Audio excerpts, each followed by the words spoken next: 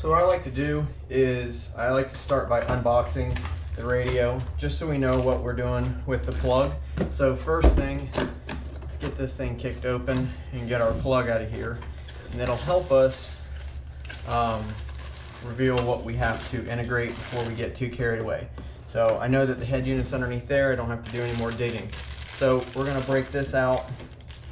We've got our main harness. Yep, that's gonna be our main harness. It has some wiring in there. This is gonna be our microphone. We're definitely gonna wanna set this aside and get this hooked up because this truck is an everyday use vehicle, and we wanna make sure, especially for DOT regulations and trucking, that hands-free is hooked up. Secondly, we're gonna have our outputs. This harness plugs in. It's gonna have, if they wanna add a backup camera, here's gonna be our input for that, as well as our audio in, and then we're gonna have subwoofer out, and then audio 1 and 2 out. So those are our pre-outs. Let's go ahead and set that aside. They are not doing any aftermarket amps, so we don't have to tinker with that, but you definitely want to leave them accessible behind the radio. Don't get them all taped up and gummed up in case they do want to add something down the road. This right here is again going to be the extension for our pack, the USB short adapter. This is going to plug into the back of the head unit. This little short extension is going to plug into this. This will give us a little bit of that. I've seen this where they give you a pad. A lot of times they'll use it for the GPS here. They'll use a 3M stick, and if the dash doesn't have a good spot to stick the thing to, you stick it to this. But we're gonna have plenty of room on the dash to where we'll get this GPS unit stuck up there. So we'll get this set aside. Don't forget these things. Once you get the radio put in, these suck as an afterthought. So you always want to set the most important things aside to make sure when they get put in there. So I always like to put the antennas and that. I'll go ahead and throw them in the vehicle, and that way they're in my line of view and I can't forget them moving forward. So let's get this untwisted. If you guys have never messed with head units before, they're pretty much all the same. A lot of them have different like smaller things that some units won't have, but for the most part, your average head unit is going to be exactly the same. So right here, the longer ones, I'll explain in just a second. They're long for a reason. So moving forward, you're going to have your yellow, your black, and your red. Yellow is your constant, red is your trigger for your 12-volt key on, keyed off. That's what turns the radio on and off when you have your key turned on and off. This is going to be a constant. They like to call it a memory. Memory is only for saving settings on, you know, as far as your Bluetooth, as far as your radio channels, as far as any of the settings. This stays hot all the time, and that's why it's got a little fuse holder in there for that. And then black, it's kind of self-explanatory, but it's a ground. They give you a little lead to put on. We're gonna tie this into the harness. We don't need any of this fancy ends here. And then as far as colors, genuinely your shorts that are grouped together like this, these are gonna be your speaker wires. You're gonna have your gray, white. Your gray and your whites are gonna be your front, left, and right. And then your purple and your greens are gonna be your rear, left, and right. And again, they will subdivide that in your book to tell you exactly which is which. I've got them pretty much memorized, so I don't really have to look anymore. But I will say, coming out of a factory, if I did not have this plug and I needed to identify what was the color on the opposite side, you will have to look up the vehicle's specific schematics, and that'll tell you, when I go to plug this aftermarket into the vehicle's plug, this purple is not going to be purple on the other side. It's going to be whatever the manufacturer chose to color that day. And then as far as our blues, you're going to have a blue with a stripe and then a solid blue. One is going to be, this is your remote. Usually the ones with the stripes are going to be your remote out. This is going to be for any amps or any accessory turn-ons like Bluetooth modules or OnStar. And then this right here is going to be your powered antenna. This is kind of a thing in the past, but a lot of times the older vehicles that were on the luxury side of things, like Lexus and Mercedes-Benz, they had what they considered a power antenna. So it stowed away when the vehicle was off, but when you turned the vehicle on and turn the radio on, this would supply a 12 volt to the powered antenna, and the antenna would extend so you could get good signal on your channels. This is a thing of the past. Like I said, newer vehicles don't have powered antennas. They have little stubbies that do not need this. They're strong enough. They don't need a source of that. So some people like to use them as another remote out for an amp. It does the same thing as this one. They just have them subdivided if you needed both, right? And then we're gonna have our purple with the stripe here. This one is most likely gonna be a ground trigger. This is gonna wanna see the ground that we were talking about earlier. When this is latched, it will let the settings know in the head unit that the park brake is set, the e-brake is pulled, or the foot brake is depressed. This is grounded, and now we can go into our settings and do all kinds of different adjustments. And then we've got our yellow with the green. I do not want to speak too early on that one, so let's go ahead and check and see what they've got this listed as real quick. So we go through our book, we can go right to our settings and our connections, which is 14. So let's go right to 14, and boom, right on 14, we're gonna look for yellow with I guess that's a blue. Yeah, yellow with blue, not green. So let's scroll down, scroll down, scroll down. White with green. Bear with me, sorry.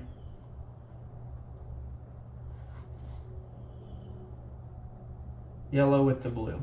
I'm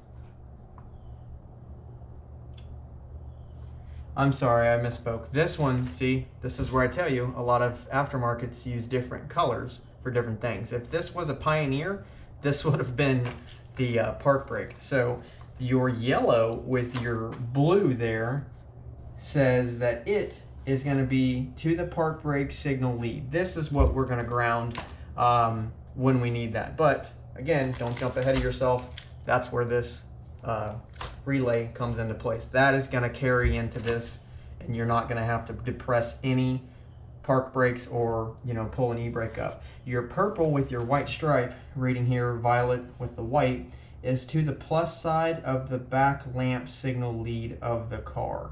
So this is saying this is your reverse signal. So when you put it in reverse, this is going to be the trigger wire that switches the screen to your input, would be on here for your backup camera. That's all this lead is.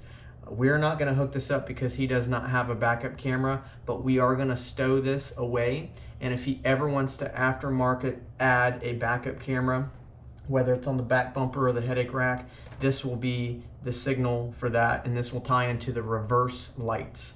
So we will leave that aside and we will go from there. So that about wraps up the harness side of things. I'll put you all on a time lapse and show this harness put together, and then I'll break it down again on what we connected as far as our pack and what all is needed.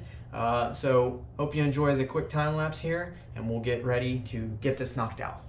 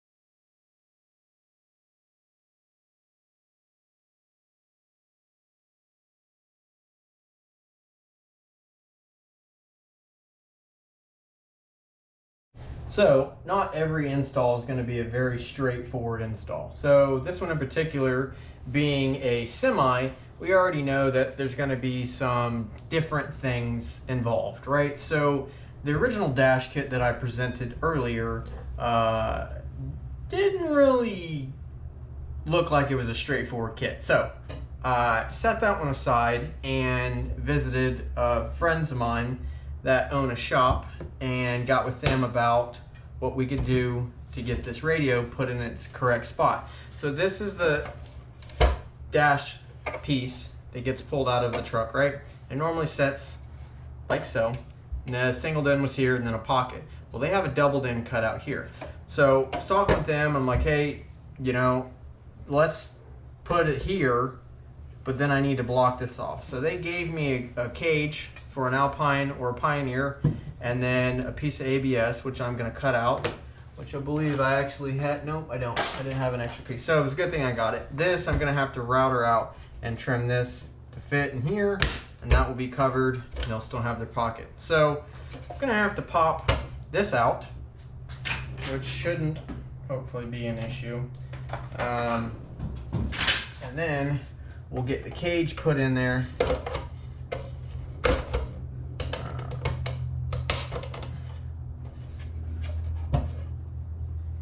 Let's see here, get this popped real quick.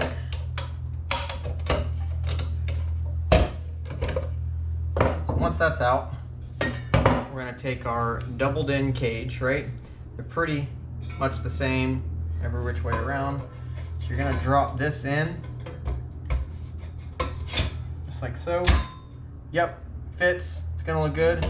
So then what we're gonna do is we're gonna go grab our head unit and make sure it's mocked up properly.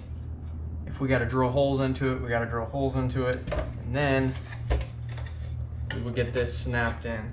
This actually, ironically, snaps in to these pivot points here a lot better than I expected. So that is a plus. While we've got this out, I'm gonna clean this thing up because as you can see, it is filthy. So let me go grab the head unit real quick and we will get that set up. So I recommend, if you're working on a bench or working on a table, to lie something down soft or something where this isn't physically on a table here. I do a lot of wiring, so we've got some loose ends here, and you don't want those to scratch the front of this. I've also got the protective cover on this, but it's one thing when it's yours, stuff happens. When this is a customer's radio and you scratch it, well, that's kind of an unfortunate event. Considering that these newer head units are not cheap. I mean, even a single in isn't really that cheap. So it's always good to kind of protect not only your investment, but the customer's investment when you are installing the radio. So, of course, I pushed this in too well, so this thing is not going to want to come out here. So I'm going to have to finagle with this just a little bit to get this popped loose.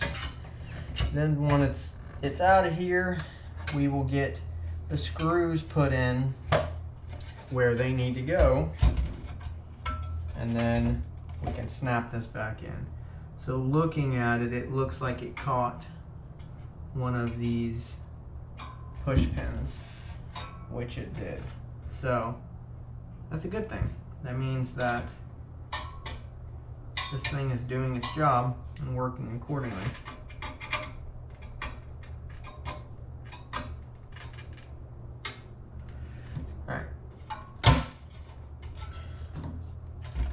We've almost got it all the way out.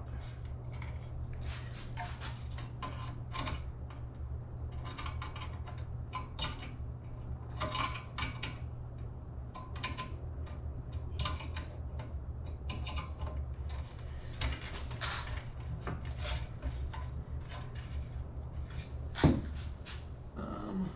right, now we're gonna jump to this side and do the same.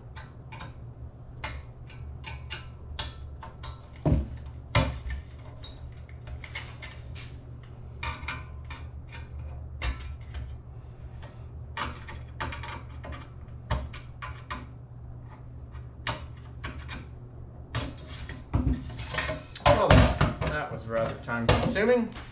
Sorry about that.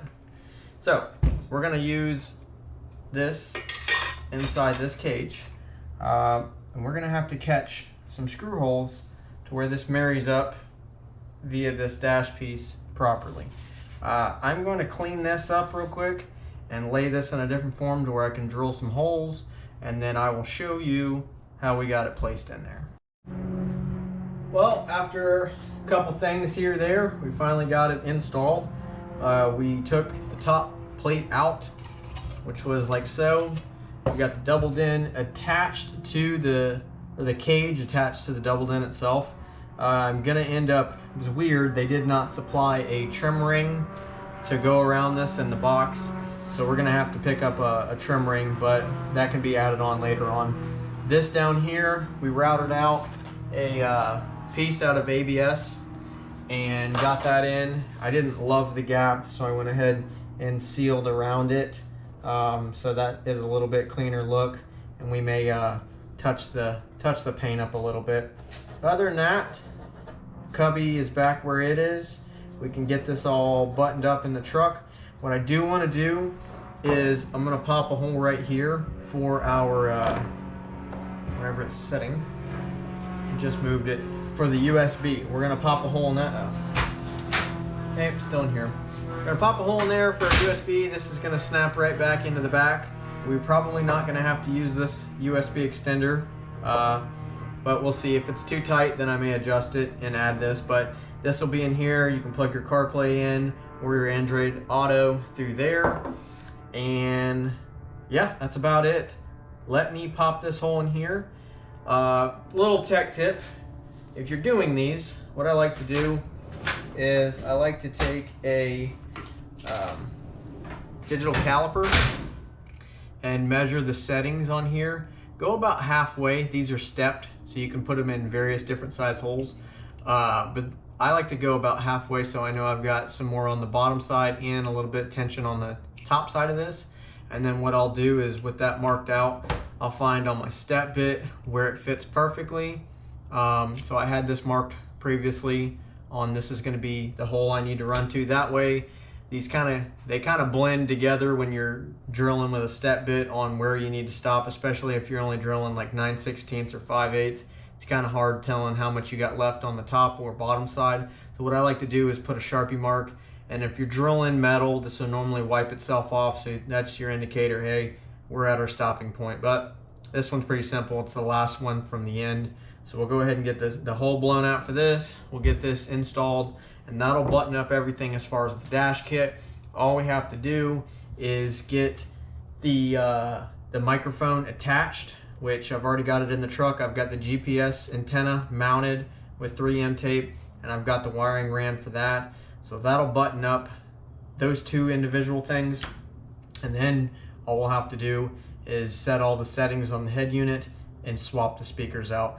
I do like to do this is a little bit of a recommendation. When you're doing a larger install, saying subs, speakers, and an amp, do one thing at a time unless it kind of, needs everything done. If I'm running wiring, if we're doing amps on the door speakers and I got to run all new wiring, that's a whole nother ballpark.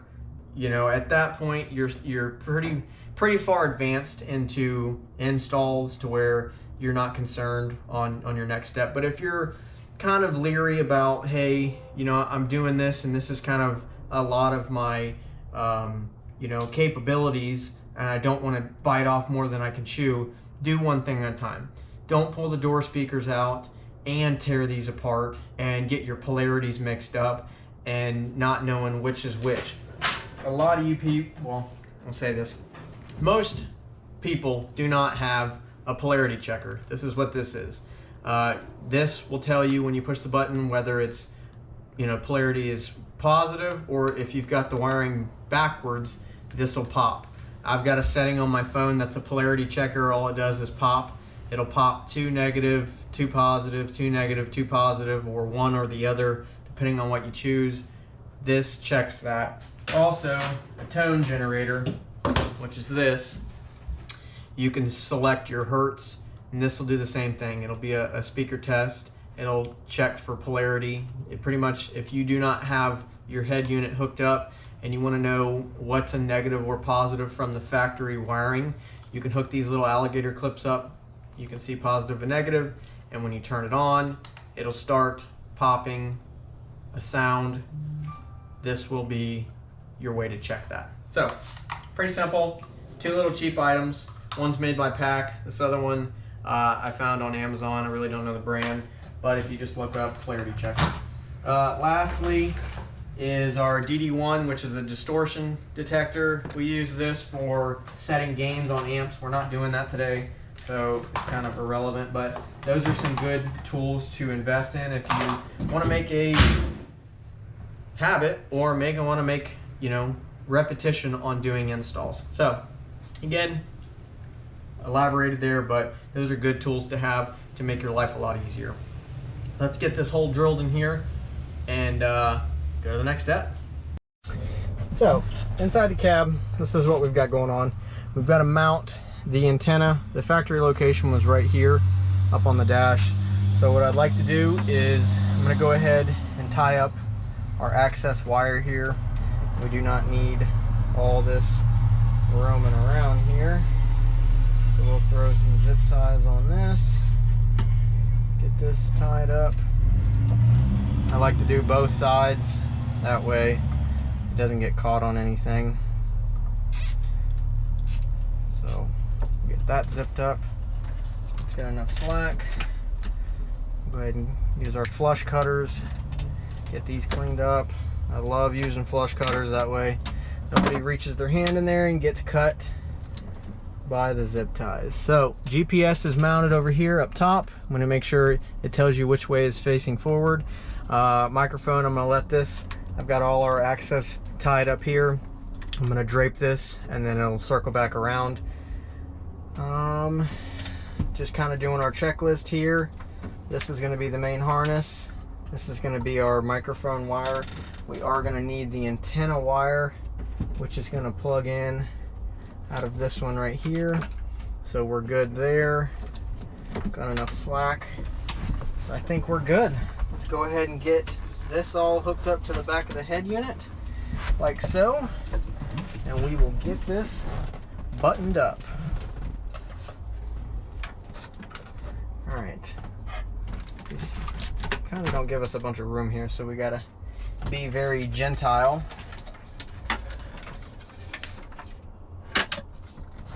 Alright, so let's get our plug plugged in. I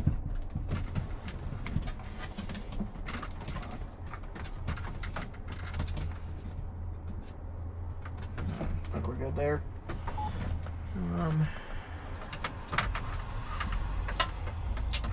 Radio antenna. It was using another one.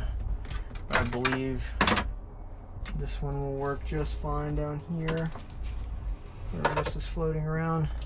This is going to be for our GPS wire. We want to flip this in the right spot, like so.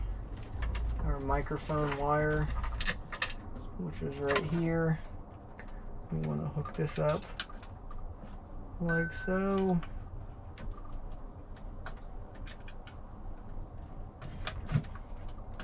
Good there. I've got enough slack, and then this right here will be our antenna wire. I may have to pull this up and get some slack broke loose. Yeah, that's a little better. Alright, I'm gonna have to come in from the back side and get that plugged in. Bear with me. Alright. Where is our spot? Right here. Okay, perfect. Alright, with that all being hooked up, we're going to go ahead and set this back in. Make sure everything looks good there.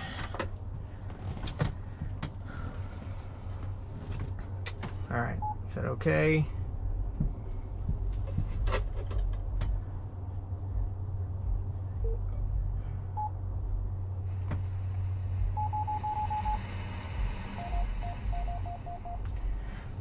Alright, our sound is there. That's a plus. My only concern I've got right now, which this truck may have a master, but this radio is on when it needs to be.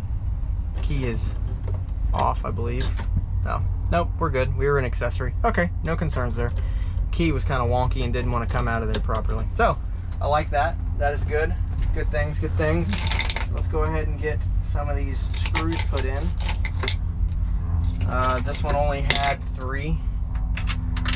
So that is what I'm putting back. The customer did not mind. I did bring that to their attention, but he says he was okay with it.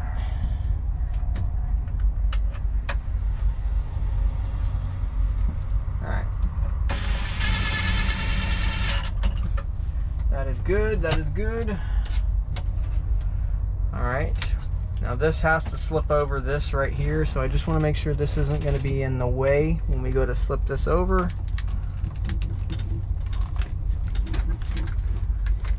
So just like so. That pushes it there. Very gently. Do not want to damage this. Kind of a weird design there.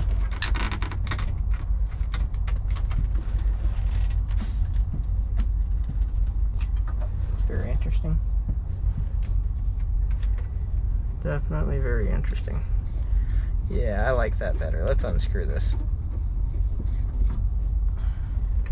Not a super fan of how that... Somebody's obviously snagged that off before without moving that. That does not look great. So, alright. So, our microphone, forgive my big head here, is going to go right back on this other side. Just like that. And let's get this lined up properly. Get this over these. Just like so. And then what I'm going to do is I'm going to put one screw over here so we don't lose our placement.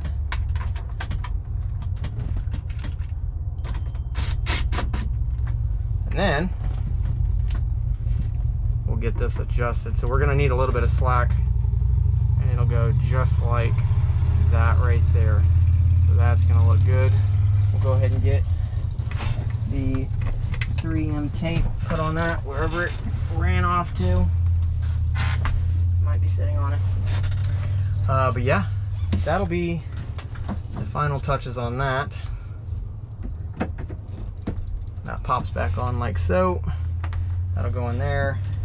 And then our knobs go on just like so. So this about concludes this. Once I get all the screws put in it, the fitment feels great. Nothing is bound on me. I'm gonna go through my settings and make sure our settings are set for this vehicle as far as speaker placement and size of speakers. Kind of run through all the CarPlay stuff and get that programmed for the customer. And then from there, the audio settings will be totally up to their discretion on how they would like things to be permanently set. Again, if you guys aren't sure on certain things, take your time. Most, you're going to be doing this for yourself until you reach a comfortable status to where you want to do this for other people. But there's a lot into car audio that people do not give credit to. There's a lot of variables. People think it's just slapping a radio in and going about things, and yes and no. You can do things inadequately and get away with that, but when you reach a certain form of things, you want to make sure you're doing the right thing and you're executing things to the full status there. But anyways, rambling. Hope you guys enjoyed this. We'll be doing another one here soon. Well, just like that, we're all buttoned up. Head unit is in. We'll be getting a trim to snap over that, but this is fully functional now. The cubby can be used. USB for the Android Auto and the CarPlay right here. speakers are in, and this is the extras for the customer that they can have. We just got to take our tools out. But yes, that wraps that one up.